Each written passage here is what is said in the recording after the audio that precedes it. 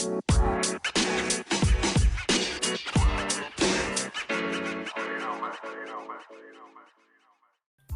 everyone, welcome back to all my listeners. This is episode number 14 of season 8. Today is Wednesday, April 5th, 2023. My name is Sonal Patel, and this is the Paint the Medical Picture podcast series. Now, all right, you guys, it is a brand new month. April is finally here, and I hope you guys are feeling happier, right? The rain is falling, flowers should be blooming in some places throughout the country. There are definitely buds on trees, and winter is technically behind us, and I definitely do feel spring in the air. Now, there's lots of things to look forward to in the days ahead. Now, please remember to go ahead and follow and support this podcast on Spotify, right? Because like I mentioned last week on the show, Anchor just became Spotify for podcasters. So I'd really love your continued support of my content-rich, value-add podcast on Spotify. Now, be mindful, I provided a link in my show notes for you to go ahead and use to show your loyal support of my Paint the Medical Picture podcast on Spotify. And I know lots of you guys do listen to great music and make music playlists on Spotify already. So I know for all of you guys, it's super easy to start following my podcast on Spotify as well. Now, before we dive into the show, I just wanted to share that the month of April has many, many different forms of healthcare awareness platforms, right? Like autism. But today, I really wanted to put the spotlight on something that's near and dear to me, and it is also, in the month of April, National Child Abuse Prevention Month. So if you see folks wearing a blue ribbon on their collar, on their suit jackets, etc., if they're flying those blue banners, that definitely stands for National Child Abuse Prevention Month. So if you support a local hospital initiative, go ahead and donate where you can, volunteer where you can as well. There's so much you can do to help support and get the awareness out that the month of April is National Child Abuse Prevention Month. Now, all right, you guys, let's go ahead and get into today's show, right? It's going to be featuring another newsworthy interview that I had with my good friend, Betty Hovey, on her show, Healthcare Happenings. Now, she had a last-minute guest cancellation, so we quickly had to put something together that we both know very, very well. And throughout our conversation, we provide information and details on the CERT program. It's filled with Trusty tips and my recommendations regarding the significance of this comprehensive error rate testing program, CERT. And of course, I'm going to go ahead and round out today's episode in Spark with a remarkable quote on creativity by George Bernard Shaw. If you've checked me out on LinkedIn, you know I'm all about compliance and protecting our physicians and our valued healthcare professionals when it comes to the business of medicine. I hope this week with me brings you enough to take back to your organizations, to want to dive in deeper, to use my tips and best practices to ensure success. I hope this podcast will help you boost the quality of documentation capture and improve coding accuracy as you help your providers paint the medical picture. If you like what you're hearing, please go ahead and hit that subscribe button now so you don't miss another episode. Please write in a review and kindly drop me a 5-star rating on Apple Podcasts. And definitely start following the podcast on Spotify as well. I'd really love your support. And as always, a friendly disclaimer. Remember, I'm bringing you the news, current healthcare industry news, my compliance tips and recommendations based on my over 12 years of experience in front office, in back end, in coding, and in billing for multi-specialty physicians, in compliance, and in auditing for both E&M and surgical operative reports. These are my opinions alone and are not to be construed as legal advice. Today's episode is sponsored by Advanced Coding Services, a leading medical billing and medical coding school in the United States. Whether you're just starting out or a seasoned professional, our training equips you with the tools and support you need to advance your career. Our medical billing and coding school meets your needs worldwide online or in person with one-on-one support throughout your training. We are committed to helping our alumni and credentialed medical community in keeping up their certifications by offering various avenues for acquiring your continuing education units. In addition to our Mastering the Business of Medicine retreats, offered several times throughout the year in different parts of the country, we now offer memberships. You can conveniently earn your CEUs by attending our exclusive members-only webinars. Since our aim is to nurture and grow the careers of individuals who work in the business of medicine, we call our member area the Apple Orchard. Advanced Coding Services, educate, nurture, inspire, reaching back with a hand up.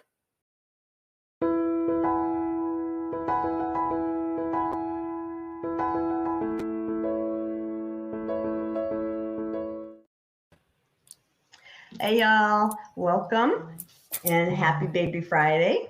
This is Betty Hovey with another healthcare happening session, and I am pleased to have joining me again today my friend and colleague, Miss Sonal Patel. Hey Sonal. Hey Betty, how are you? Good morning. It's morning over here. I know it's already noon for you. We're into the afternoon here, and I know that's right. West Coast they're morning like 9. Yep. I'm not very good at 9. So yeah.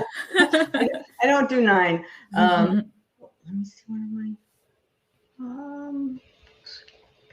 There we go. I'm sorry, I couldn't see my banners.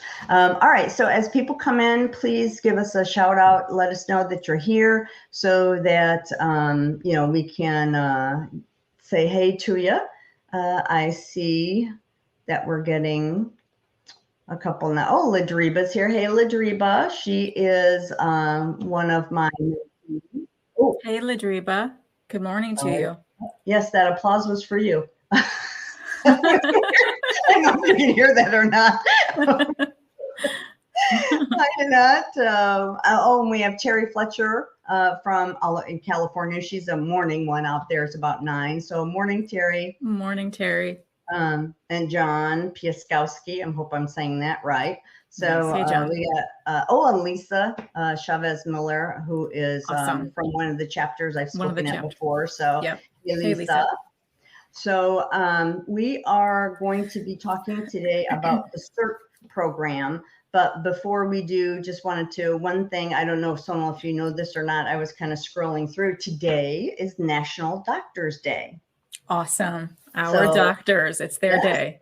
So make sure, for those of y'all that are in the clinics and stuff, to tell your doctors that you appreciate them and happy National Doctors Day. So I thought that was an interesting thing. I didn't realize that. It just happened to pop up on my thing. I was like, oh, so I'll probably make a little thing up for a post later too.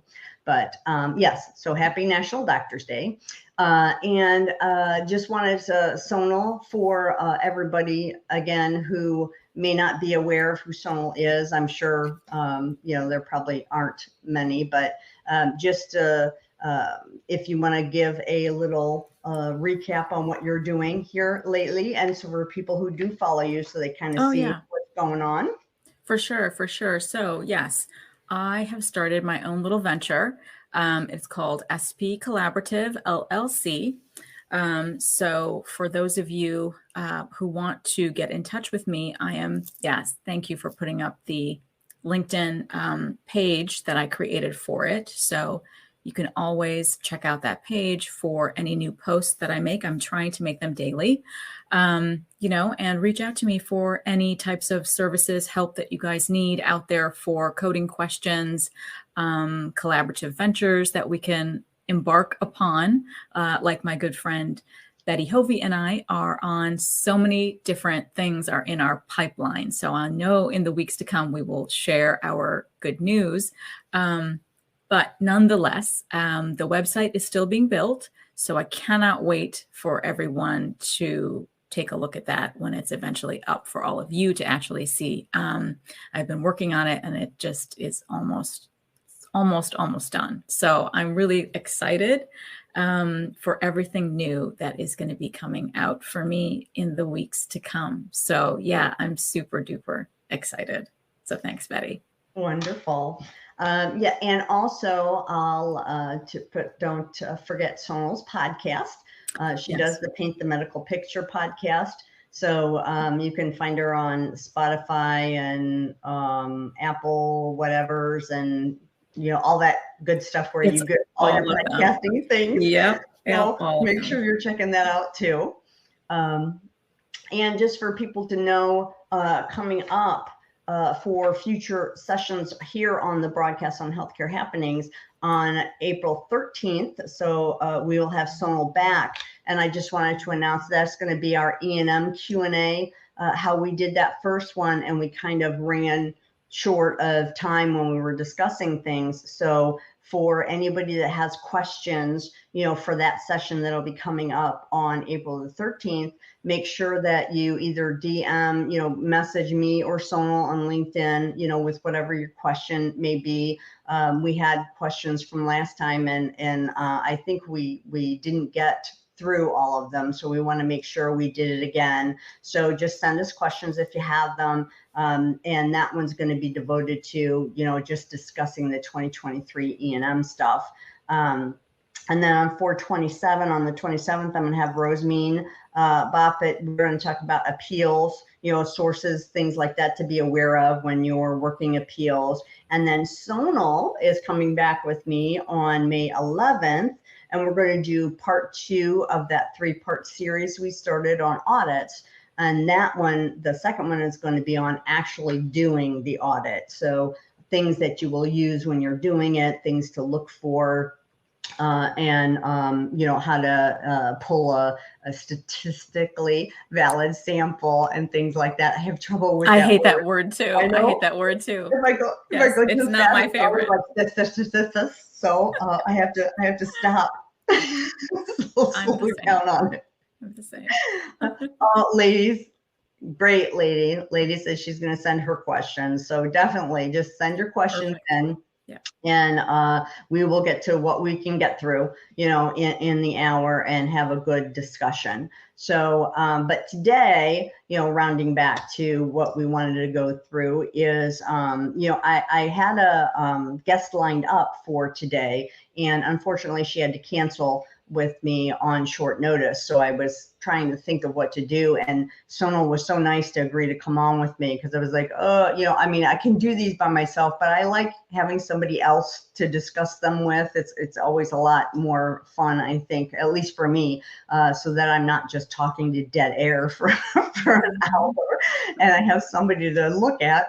But she had to cancel, so Sonal agreed to come on. So we were trying to think of something to do, and the CERT thing just popped into my head that, I was trying to think of different things that are out there that either people are unaware of because maybe they've never gotten one before, or they have and they didn't know what to do and they didn't really understand what was going on when it happened, that kind of thing. So I just kind of wanted to go through what the CERT program is, what they're looking for, and the 2022 report. I have the findings from the percentages for that. So we'll look at that in a little bit to kind of see where nationally, it is standing, and what you do if you get a request, like what you should do if you get one of these.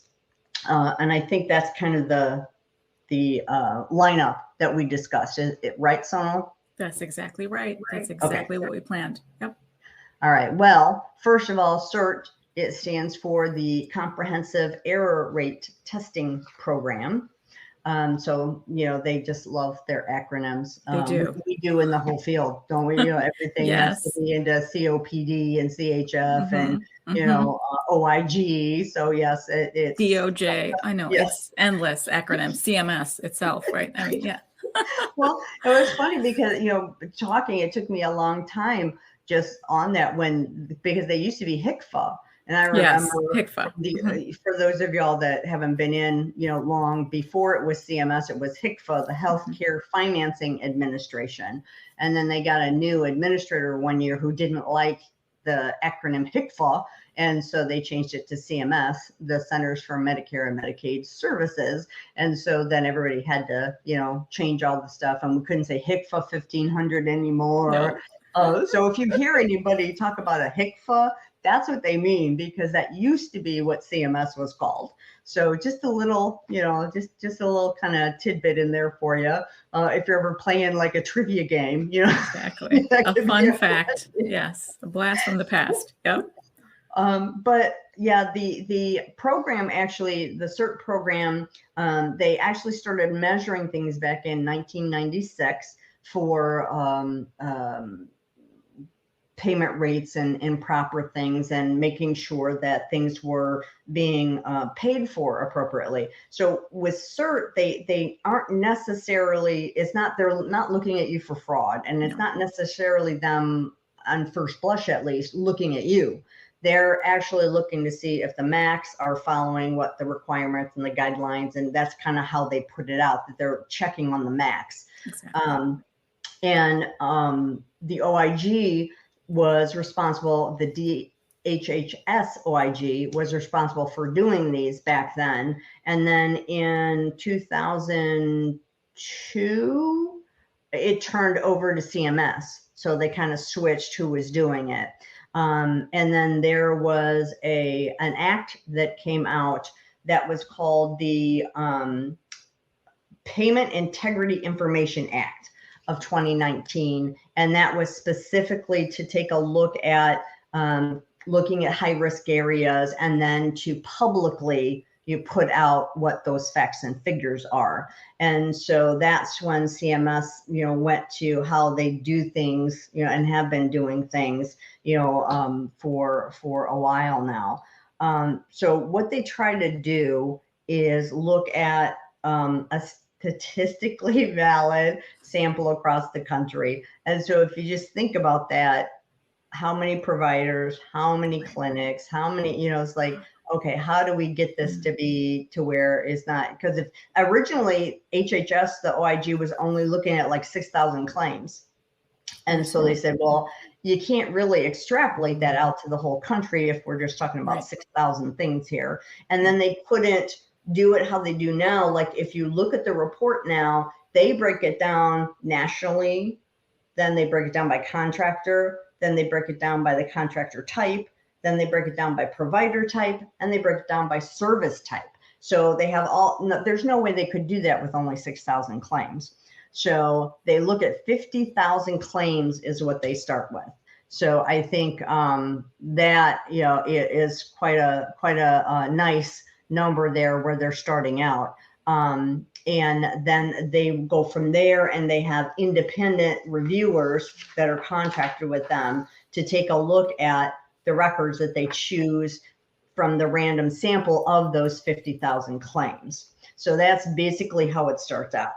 So Sonal, from that, is there anything in that area that you want to add to? I don't want to, be like jabbering on here for 20 minutes by myself.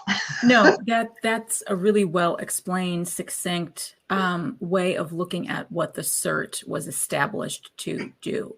So we don't want people to ever be confused that, again, the CERT is not looking at you or sending you a letter because they consider your patterns to be fraudulent, right? They are sending things out based on what they think your MAC in the region is actually doing, right? So it's more of an assessment of how perhaps the MAC can send out more education and guidance to the regions, right? So yeah, I was also happy to see that they increased the number of claims to look at from a very small 6,000, right, to a larger 50,000.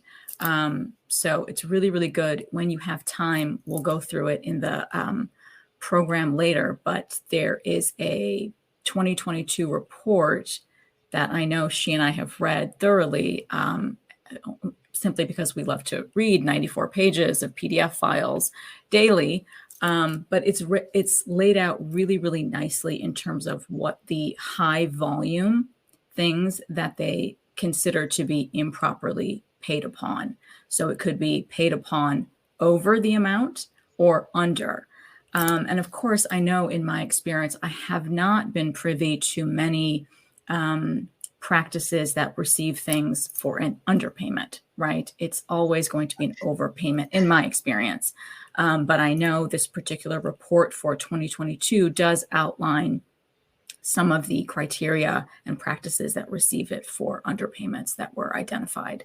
But yeah, so the CERT program is one of the many, in the OIG CMS toolbox that's there to protect the Medicare trust fund, right?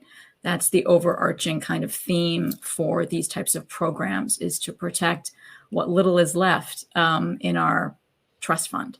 Yeah. So. Yeah. And that was a good point you brought up with the over and under payment. Usually, when a payor themselves is sending you things, it's because they think they've overpaid you and they want the money back. Now, sometimes you may find where there were things, if you have someone audit before you send the records, you may find things that weren't billed maybe, or that maybe it was undercoded, the E&M or whatever. So you may end up getting an overpayment, something paid back to you. But to start off with, that's not what they're looking for. But with this, it's just a random sample of 50,000. So the likelihood, that they find over and under, is there, where they're not initially starting out with, hey, let's go take back money. So that's a very good point. And I just wanted, because I saw some of the comments from my HICFA comment earlier. Victoria Mull is on. So hey, Victoria. Hey, Victoria. She was like, that's how you can age one of us by saying HICFA. Yep. And then I'm really, really pleased that Dr. Kennedy is on. Welcome, Dr. Kennedy. Glad you could join us. That she's like, at least they didn't call it mama, or Medicare and Medicaid administration. And then John followed up just to end it, because I just think this is a funny little thing that works together. He says, can you imagine having to explain to your boss that you were on the phone with mama for 6 minutes? All right. So, I love people that come in and hear her. So I love all these comments. It's really good. That's great. So yes, here is and there is a CERT presentation that they made a PowerPoint for on the CMS website, and I will add this into the chat thing, because I know sometimes people say when it shows up on the screen they can't. They'd rather be able to click and, pull it out of the chat box. So I'll also put it in the chat box. So it's like a PowerPoint presentation that was put together where they go through the program and what they're looking for and what their improper payment categories are and stuff like that. This stuff we'll be talking about, but if you want to see it in a laid out manner, you can go and get it here from CMS. So I talked about that act, that kind of morphed into what they were using, but it's also part of the Medicare Program Integrity Manual. So once again, if you want to see how they've drilled it down and, compartmentalized everything, you can go here to the Medicare manual and take a look at all the things and see how they have it set out. So that's another resource that y'all have if you want to go and check things out. I like to try as much as I can when we talk about something to be able to have links and things to give people so that they can go and do some further research on their own and, kind of see how things may or may not be affecting them, or to what percentage, what amount in their practice. So these are the two things, if you're totally like, I have no clue what this stuff is, I would go to the PowerPoint presentation that CMS put up, take a look at that, because of course that's in more of a layman-y term, easy reading kind of thing, whereas the program manual, it reads like CMS's program manuals. So I mean, it's very detailed, but it's of course dry. So but these are two places where you can go and take a look at stuff. So once they get it out to the independent reviewers and they pick what their sample is going to be, then they start sending out the letters for records requests, or the ADRs. Some people may call them for additional documentation requests. and they want you to, give them the records for whatever dates of service they're looking for. And it will come with a letter that, lets you know that it's from the CERT program, that it's a CERT audit. And it will give you 45 days, to give the materials back to them. And I think out of anything, that's the biggest thing you want to pay attention to with anything that you get from a payor or CMS, especially, is their date, their turnaround time. Don't miss the turnaround time. If you're a small practice and they've asked for, 100 records, and you're like, I just can't get this all together in this amount of time, and I only have one part-time employee, that, ask for an extension, but don't ignore it and say, I just couldn't get it done. Make sure that you are meeting any and all deadlines that you are given from CMS especially, but also from any commercial payor that sends you records requests and things. Always make sure you've answered. Even if you can't get it done, answer them and let them know that, and work something out. Comment on that, Sonal? I see you shaking your head, because that's like the biggie for me. Absolutely. No, that's spot on. Spot on. You have to take action when you receive that envelope that comes to you. So make sure your staff is also well aware of how to route those types of correspondences that come from the government. Have a point person take lead and understand where that piece of document has to go to within your practice. Like Betty said, it is imperative that, once that piece of mail is opened, you document what the deadline is, right?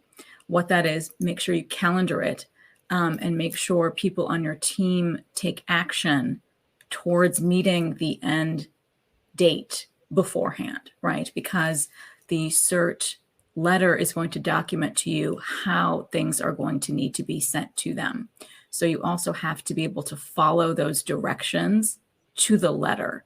I'm pretty sure when you review these web pages that we provided to you in the comments, or we will be providing to you in the comments, you have to make sure that you don't send a photocopy of that first page with that barcode that the CERT applies to. I think it's page 1. So they want that original piece of paper sent back to them.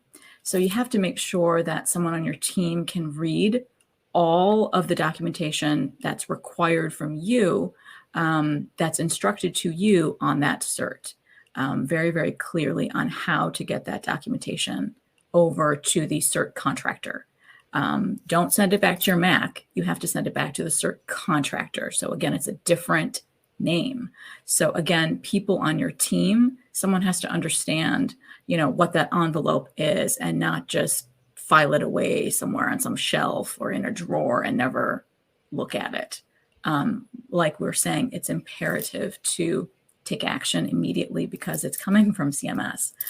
So we never want to let documents like that from them just fall off to the side, because it's a requirement that you at least respond to them by the date that they say you have to respond to them. And absolutely spot on. Best practice is, if you need more time, they understand that. So ask for a extension to whomever is on the bottom of that piece of paper, Mr. Smith, right? So contact Mr. Smith and get back to him and say, I need an extension, please, right? And so more than likely they can send you one for 7 to 10 days and so on and so forth if you need more time. But it's imperative that you contact the right person on that documentation, not just pick up the phone and call CMS and say, hey, I need this extension. They won't know what you're talking about. So you have to follow the instruction on that CERT letter. Yeah, good. So yeah, when the reviewers get it then, so they do their audit, and once they do it, they start to calculate and put everything together and get all their facts and figures. And you can have partial or fully, wrong things if they find errors. So they do it, it's not like an all or nothing thing. You can have it where partial, like there were 6 things on the claim form. 4 of them were paid correctly. 2 of them should have been denied or whatever. They can have partial correct payment on them too. So they really kind of drill in when they're looking at things. And as we were saying before, I mean, then they really sort it out. So you can look at, like, if you go to the 2022 report, you can look for your MAC and say, okay, where's my MAC, how they do, and sitting in with these things, if they don't have a real high improper payment rate or with specific things or something like that, you can see if they're good or one of the ones that are worse, that kind of thing, and take a look at it by that way. You can look at it by the type of provider, all of those different things. So you can really pick apart the CERT report and use it, to help you in your practice, with your audit plans and all your things moving forward in the future, to kind of combat, or get ready in case you kind of get hit with one. So I have put in the chat already. I put in the link for the manual. I put the link into that PDF, and I just put the link in for the 2022 CERT report. So all of that stuff is in the chat things now for you to kind of go back and pull out. But when they do the review, they will look at making their errors, and they have 5 different kinds of errors that they can come about. And that's when you look at the report, they'll have the percentages, and they have them for each one of the 5. So they're insufficient documentation, medical necessity, incorrect coding, no documentation, and other. So those are the 5 different categories that they put the errors in. And when you look at, insufficient documentation, just what it sounds like, they take a look at it, and what you have in your documentation is insufficient to support the service that you billed for on the claim. So if there's even a specific, so they look for if there's a specific documentation element that's missing or something like that. So that's not meeting the criteria. For E&M, as an example, as everybody does those, what you leveled out was you reported a level 4, but the problem addressed, the data, there were 2 of them that met the moderate level to support that. So you did an E&M, but you didn't do it documentation wise to the level that you reported. That would be insufficient documentation. As an example. Now, medical necessity. So, do you want to take medical necessity as one example, or what they'd be looking for there?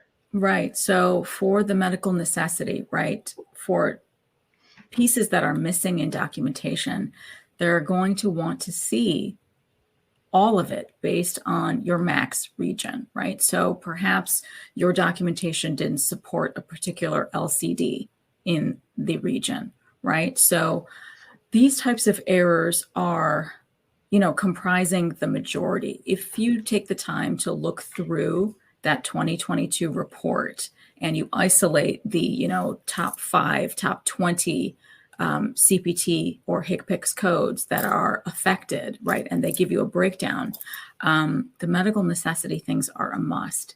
And in general, what I find is that the types of services do have some sort of an overarching LCD or an NCD, and when you whittle down and really look closely at providers' documentation, I know I've seen many a time where, the nuts and bolts of that necessary covered indication, right? Those types of criteria are not really flushed out in the documentation. And so, even though you're sending in documentation, it wasn't reviewed beforehand, right? You just sort of send it out the door and take a chance, right? But like we say on this platform, my platform, we always believe that you really need to have people on your team take a look at that documentation beforehand, right? Carve out time each and every month if you have a new service line, or an old one, and follow those particular policies, criteria, covered indications, what types of diagnoses, right? All of those types of things you should really pay attention to before you send these types of claims out to Medicare, because you can really get a good handle on your documentation beforehand when you do that. So then moving forward, you can find success when you receive these types of CERT letters, or if you need to appeal something, you can find success there because you've done the work, you've reviewed your documentation, and it's meeting all of their covered indications, and everything for the medical necessity of the service, because that's the overarching criterion for Medicare and Medicaid, commercial policies too. The services have to be medically necessary, and that has to be found in your documentation. So, yeah. Yeah, it makes me think of, now I haven't done podiatry for like forever, but with podiatry is a big one that, you have to indicate, how many category A's and category B's, they have all these different things that play in there that have to be in the documentation to support that code that you're reporting out on the claim form. So what I found sometimes, not just in podiatry, but in other places where there's similar kinds of things where they expect to see certain things in the documentation.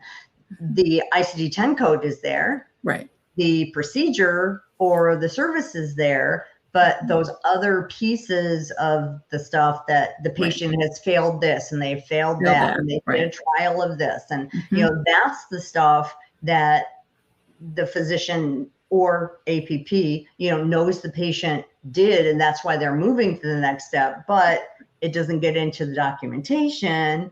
And then whoever may be looking at that at the office, if they don't know it, if they look at the note, they may say, well, the ICD-10 is there, the CPT is there, it's connected right on the claim form, so I think it's good, without understanding those underlying things that also need to be documented. So that's something else too. If when you get those, I say, since you have the 45 days, make sure you're taking a look at the medical necessity issue and take a look at, are there LCDs or NCDs, and then rescan that documentation to make sure that that stuff is in there.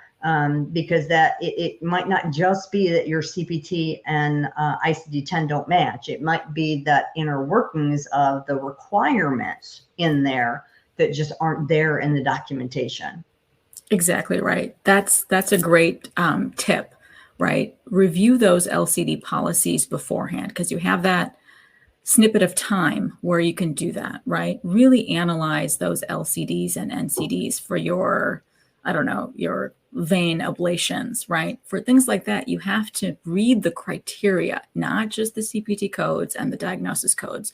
There's a whole bunch of text in between that will happen, right? And you have to read that for the covered indications of your conservative therapy has, failed after a trial period of 6 weeks, right? There's so much detail in each and every service that is applicable to an LCD. So yeah, you can make little checklists for your team and make sure that you're cross-checking, right? And is that in your new checklist that you made for the practice, right? And so make sure that the documentation from the provider includes that as well.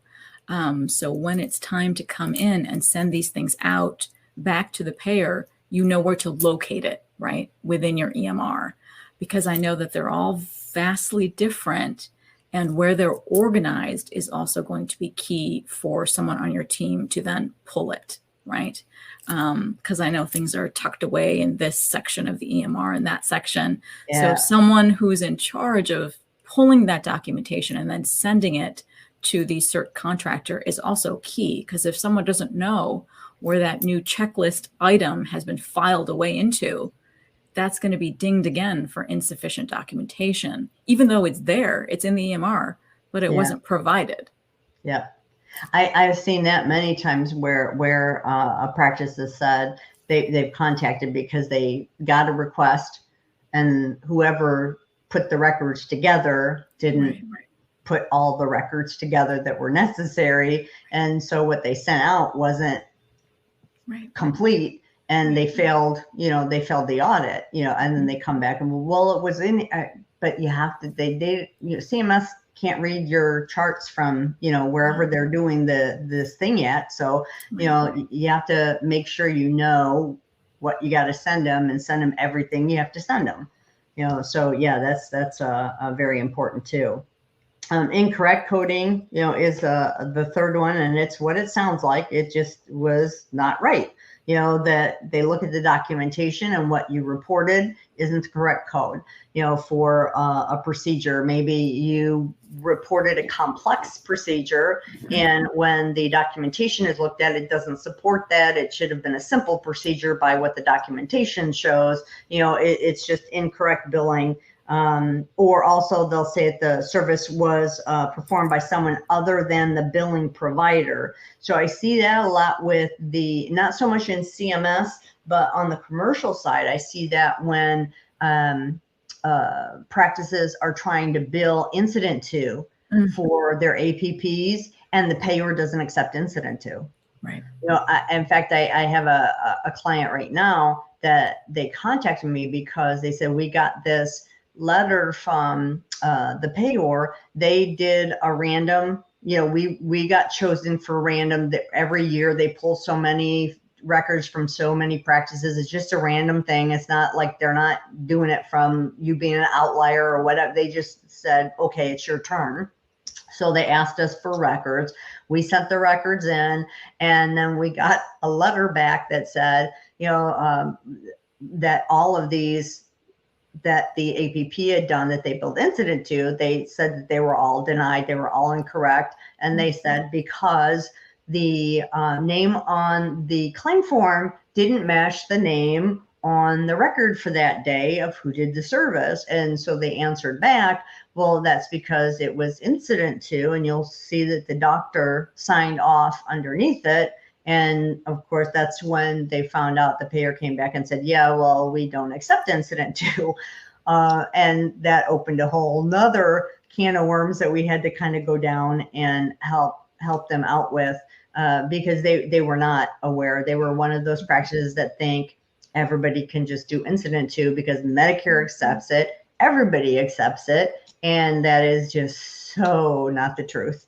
In fact, I would say, and I know this discussion goes around and around, and I know Terry, if she's still, hanging out with us, I know that's one on the compliance guy. When we watch it, they come around to that a lot, coming back to the incident to issue that causes a lot of problems. That I find now, and I don't know if you find the same thing, Sonal, that more payors don't accept it than do anymore. And that most of them in their either, and this was when they said, well, it's not in your claims manual. The person at the office said, I read the claims manual and it's not in there. And then again, the payor came back and said, well, it's in this other manual. Yes. So it's there. It's there. And they say, well, it was available to you, even though there's 200 manuals on the site, and you have to dig through each of them to find where it is. It's out there somewhere. And so they were responsible for it. So they had to pay it all back. That 15% difference, they had to pay it back. But that would be another example of something they would call incorrect coding, on the CERT report when it came out. So, yeah, and just a little side for incident to, lady made a nice little point here. I know that's not what we're talking about today, but incident to equals CMS. That's about where I would leave it with a lot of practices.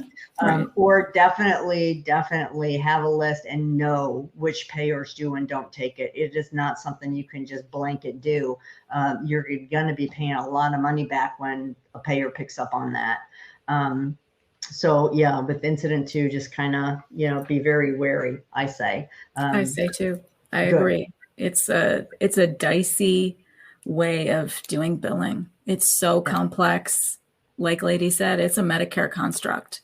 And the people who follow it on the commercial end, they write their own.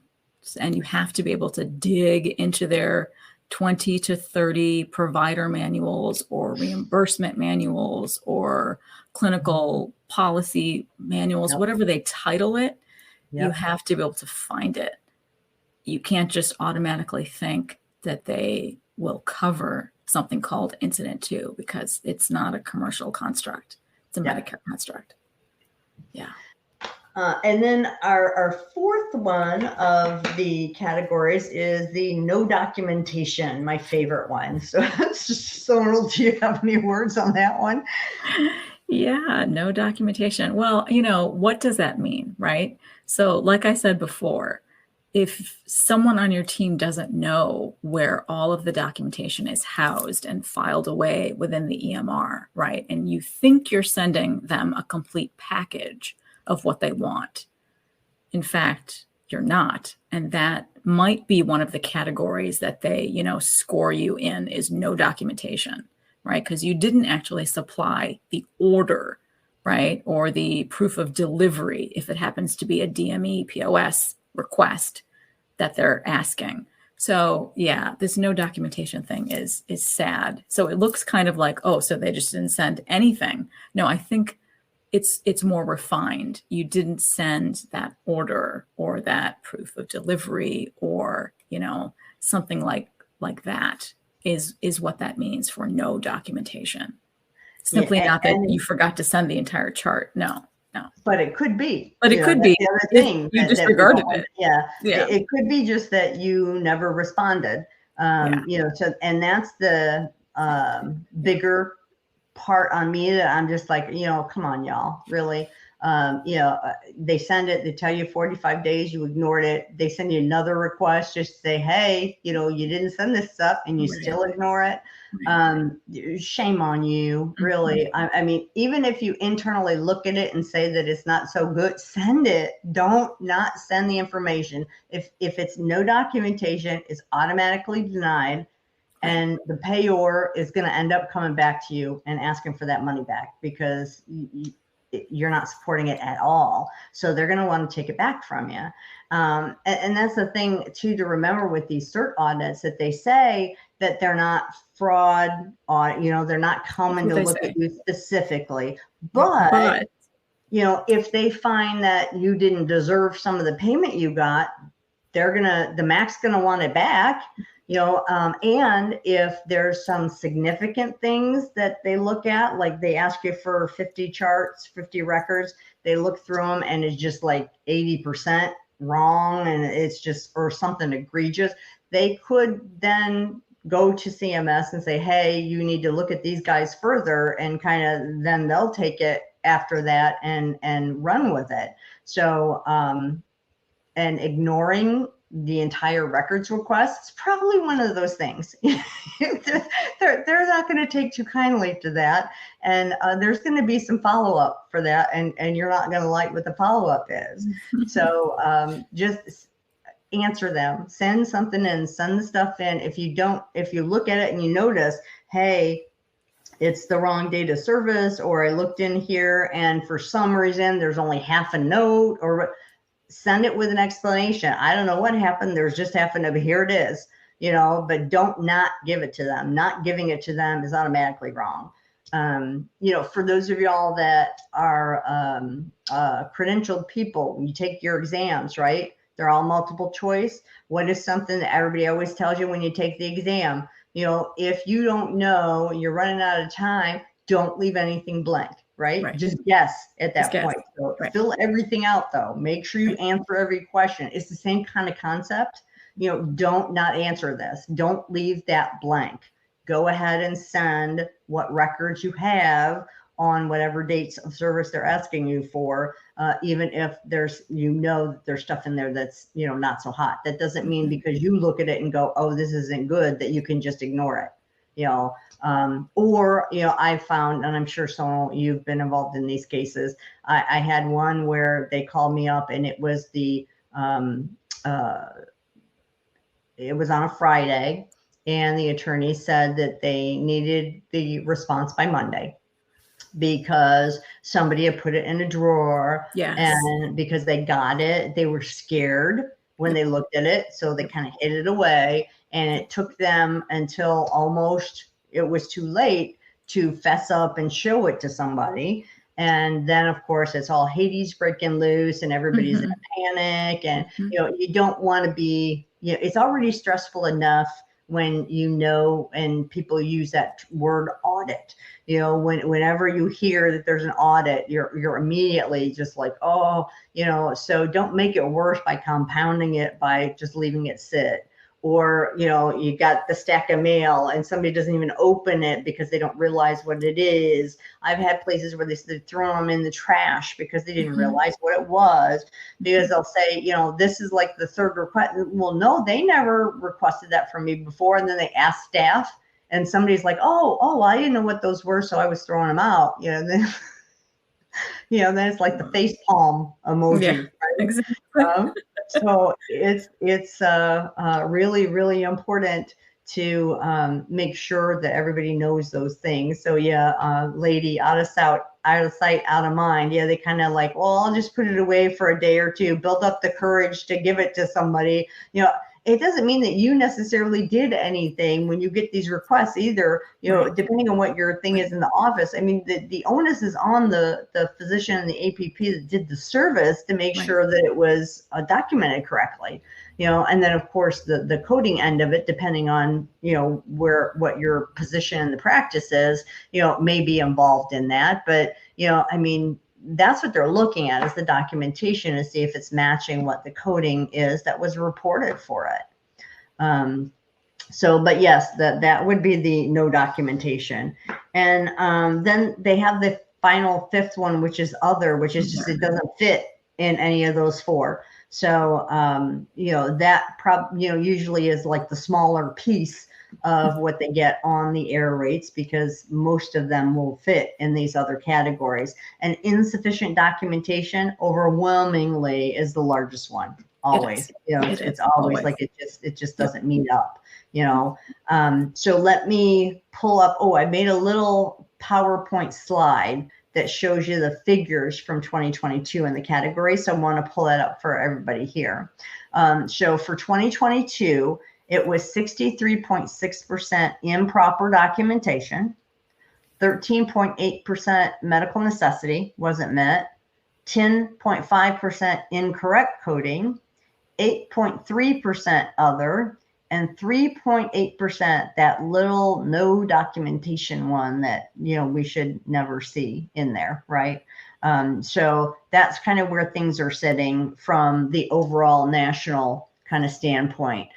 You can, like I said, if you go to the report, and I put the link in, you can see for your MAC, for your provider type, for, your contractor, all those kind of things, like where their percentages kind of were sitting. So, and like I said, too, after they're finished with the review, they do report, and then they report these publicly, they get published. But then the MAC, after this, because it's not the MAC that's doing the CERT review, it's an independent reviewer. So they do them, they go back to the MAC. Now the MAC also, which I think is interesting, the MAC can appeal the CERT decision, just like you appeal the MAC.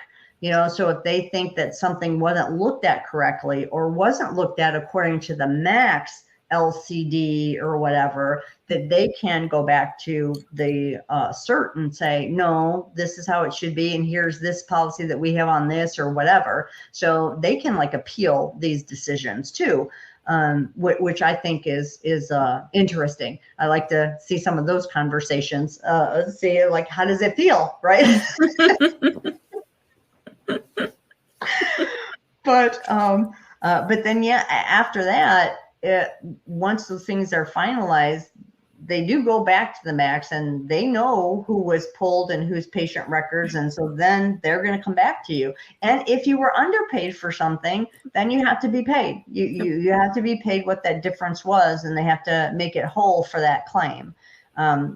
So if your physician billed 3s and they should have been 4s, they will pay you back that difference because that's what it should have been.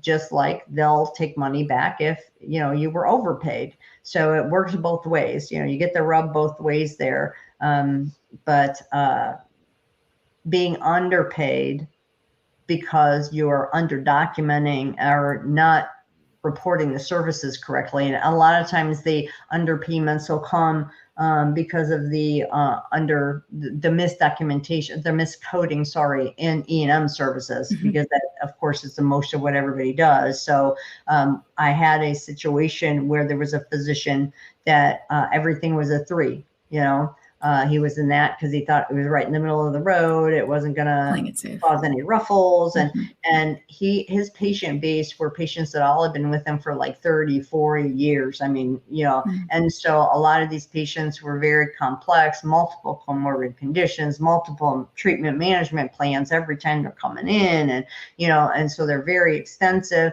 And he also didn't feel right, he said, billing them for level 4s. Because, they've been with him for so long and, I was like, well, okay. But what happened was he got audited because he was an outlier. It doesn't matter being an outlier. If you say, well, I'm just going to undercode these things and that'll keep me safe.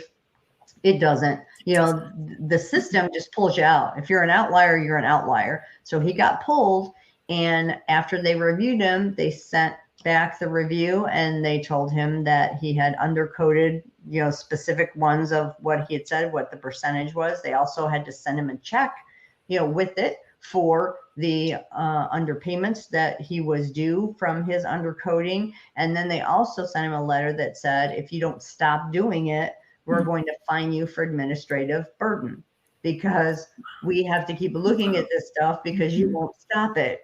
Just do it correctly. Right. So undercoding, overcoding, wrong is wrong. Of course, the payers are all over when you overcode it, but undercoding still is, they don't like it because then they have to put people in to look at your stuff. So it costs them to then turn around and have to owe you money. So payers really don't like doing that either. Right. So you have to watch it from both sides, right? Agreed. You have to do the right thing. Yeah, I've had providers try that as well. This was years ago. Yeah, try to play it safe, right? And just do all the billing at the same level 3. Years ago, that was, I guess, the mentality. Just keep all my patients at the same service level, even though, so many deserved so much more, right? Because they were very, very sick. But yeah, no, you have to do the right thing and actually code based on the documentation, not just because you think you're going to be playing it safe, and perhaps you won't ever get this type of request from the CERT. No. Yeah, and the other thing I was just thinking, it like messes with the bell curve too, the magic bell curve that everybody talks about, right? Yeah, for sure. You wonder why everything's at a 3, because if you've got, so many physicians that's all they ever put out there, it's going to skew the curve, so it's not going to look correct. And don't get hung up on the bell curve thing. There's a lot of specialties and a lot of practices, because of their patient base, they shift right. And there should peak at 4s, and there's nothing wrong with that. If your documentation supports it, it supports it. That's what it is, Exactly. Now, a question that we got, Sonal, if you want to, what information should be sent to the CERT contractor? What information should be sent to the CERT contractor? Well, again, we have to have someone on the team be able to read what the request is asking for, right? And then based on our conversation here today, we have to go behind the scenes as well, right? Make sure, even though your CERT may provide you with a small checklist of things that they're requesting, definitely send all of the information, all of the documentation that supports the medical necessity for that service. We simply can't stress that enough. you have to send all of the documentation that supports that service. So when you look at the PDF report, based on the chiropractic services or based on the DME POS, right? You have to be able to understand what those requirements are, right? Again, based on the LCD for the chiropractic service, based on the LCD for that particular lower leg, whatever brace or knee brace or something, right? All of that has LCDs that require this laundry list, more things that is part of a greater checklist to support the medical necessity for the entire service. So it's really, really important that you review all of those policies to help, support you and defend yourself and your services when these types of certs come in to your office. Then you can really happily be able to send all of that documentation and be able to, get off of their radar successfully, right? That's the goal, to get off of their radar. Yeah. And the other thing that I would add in that is not just what you should send, but what you shouldn't send, right? Don't send anything they're not asking you for either. Right. Don't make sure when you're checking, because I've had people that when they scan and copy, 2 notes will be on there from 2 different dates of service. They're only asking for one of them. Don't give them the other one. Right. Don't give them the other one. Right. If they're not asking for something specific, if it's something outside of what is the scope of what they're looking at, don't voluntarily send more than what you need to, which is why it's important, like Sonal said, to have like a point person in the office, that is your, the audit person. If these letters come in and there's any kind of request for records, that it goes right to that person so they can kind of look and determine, one, what is it? Is it just because of a claim that they need the record for to pay it, or is it an audit thing, or is it like a bigger kind of thing? And that person will go through that whole checklist, that Sonal was saying, which I think is a fabulous idea, but if you have one person, then, the chances of, oh, I didn't know what it was, and so it went over here, and everybody knows any letter that comes from anybody that says anything about records goes to Tammy, it goes to whoever, and then she, of course, cross-train somebody else for if she's on vacation or if she's not there, that somebody else will know, and that they know that then that's the person to send the stuff to, and let them evaluate it and say, this is what's necessary, this is what's not, this is what we need, and do it by the date, Exactly. Very, very important. Exactly. Yeah. Because somebody asked if they could ignore a CERT request. That was one of the questions. And, Oh, no. Yeah. Like we've said, away. It's not going to go away. Yes. Don't ignore it, or don't think you're safe to just forget about it. Like we said, put it in a handbag and just ignore it, or put it up on the shelf and ignore it. No, we have to deal with it. It cannot be ignored. Yeah. No. So, we are, we're at the top of the hour almost already. So we've gone through an hour again. This was something that I enjoy talking about, the CERT stuff too. So I'm really glad that you could come on with me. So people that are attending with us today, I hope y'all have found this helpful. Like I said, go back through the chat and we put the links in there for you, for the CERT report from last year, for the program integrity manual to go and read the specifics on the CERT program, and to that PowerPoint presentation for the CERT program. So you can go and take a look at all of those and make sure, that you're following what you're supposed to be doing. And I am also going to make sure you look at those appendices in the back of that report. All of those appendices have the top 20, I'll just read it to you. The top 20 for Part B. Number 1 is lab tests. Number 2, office visits established, right? These are huge. Specialists is next. Minor procedures is next. Hospital visits, subsequent and initial. It goes on and on. Psychiatry is on the hit list as well. Chiropractic, obviously, it's always been there. And then eye procedures for cataract extractions. So there are 20. So each of these appendices, it's like A through, I don't know, like Q or something. There's a lot of appendices that you want to dig into, and siphon in and take a look at if your specialty is actually affected. So it's definitely part A, part B, and your DME POS stuff as well. Yeah. That is going to be affected by CERTs. So take a look when you have some time for some fun reading. Yes. And if you don't, this is the things like we've been saying all along, you farm them out to people that understand it and that you can trust to take a look and either educate your staff on eventually doing it or, taking that part off of their plates because they can't handle that and everything else that's going on in the practice too. Mm-hmm. It's most of the practices are running lean and mean these days. Yes. And, but you have to address these things, and to let them pile up isn't the right answer. So if you can't handle it or don't have the expertise in-house to handle it, contact consultants that you trust.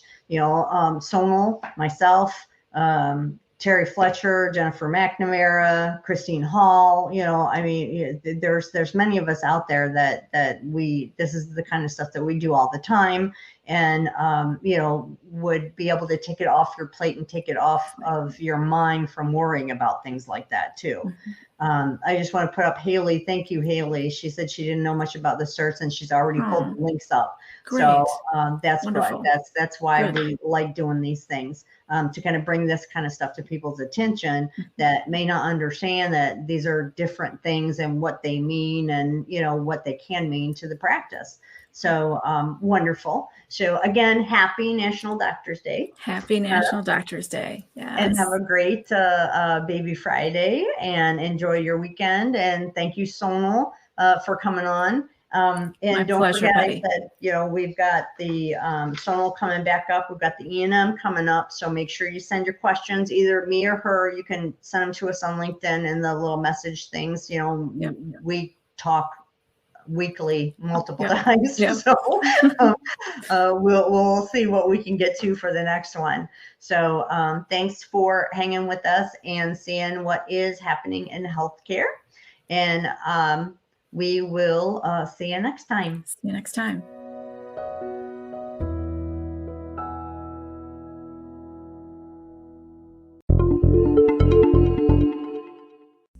And finally, I focus Season 8's Spark on creativity. I want this 8th season Spark to be filled with our world's thought leaders, writers, artists, philosophers, everyone who inspires the need for creativity in all we strive to do. So, in this week's inspiring quote in Spark is from the acclaimed Irish playwright George Bernard Shaw. You use a glass mirror to see your face. You use works of art to see your soul. Absolutely true, right? I think this is an amazing quote that reminds us that it is our creative side that helps us see things more deeply. I think this quote inspires us to embrace the more creative parts of ourselves as well. We are reminded to use that creative part of ourselves to enrich our workplaces and workspaces as well. I'm happy George Bernard Shaw's spark still burns brightly in all of us today. So that wraps up today's episode. And as always, I appreciate you all diving into today with me. If you want more information from me, please go ahead and follow me on LinkedIn. I'll leave links to everything in the show notes below. And please be sure to watch our Healthcare Happenings conversation on CERT Audits on Betty's YouTube channel. I've included that link in the show notes as well. Now, in my final note today, remember, go ahead, carve out that time for yourselves each and every day. You do not need to ask permission. Start planning for that summer road trip or a staycation or a full-blown vacation. Life is way too short, so make every single moment count and just have fun. Thank you guys so much for listening in on today's very special episode, and I hope every week with me brings you closer to helping your providers paint a masterpiece. See you next Wednesday.